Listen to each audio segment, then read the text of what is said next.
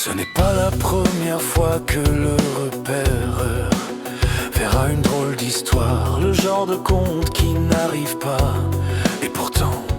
Et pourtant ce jour dans cette taverne perdue, une jeune barmaid vit entrer, une elfe, le soleil dans ses cheveux et le ciel dans ses yeux.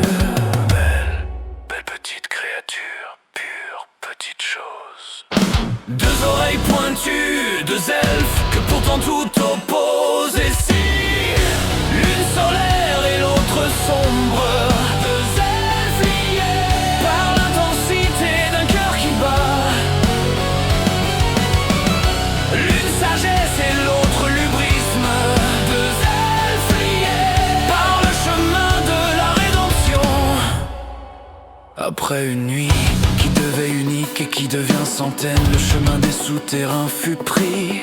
Le danger affronta, faisant face au sien, Audreau faisant face à sa sœur. La matriarche fut fidèle à elle-même, mais si le fouet et le fer fut apposé, le cœur des elfes battirent plus à l'unisson encore, et s'unirent plus encore. Deux oreilles pointues, deux elfes que pourtant tout oppose. Et si l'une solaire et l'autre sombre, deux elfes liés par l'intensité d'un cœur qui bat. Sagesse et l'autre lubrisme, deux elfes liés par le chemin de la rédemption.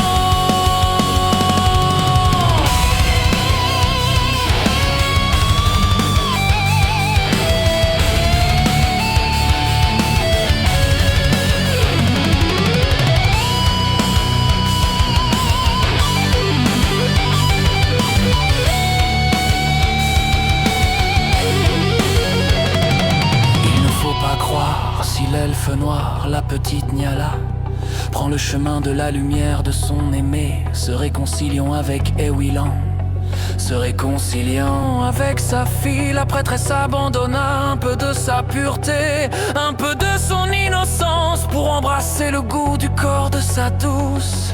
Bagues aux doigts, elles se passèrent, famille elles fondirent, peu importe ce que réserve l'avenir.